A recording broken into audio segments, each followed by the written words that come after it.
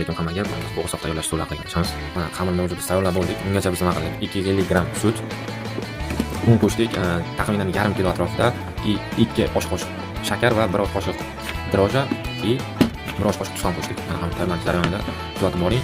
Yarayrak 501 kunimizda biz mana bo'g'irsoq tayyorlashga qaror qilganmiz. Mana to'g'rimiz laz hamid kanallari. Mana jarayonlarni bo'lishib boramiz.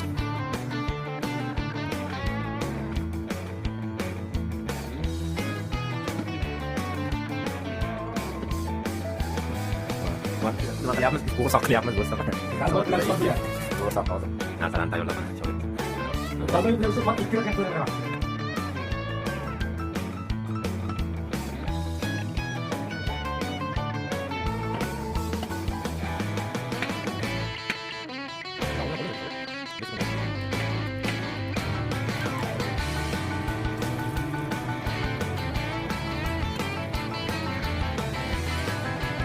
Mana do'stlar pishish jarayonida qo'shishingiz mumkin.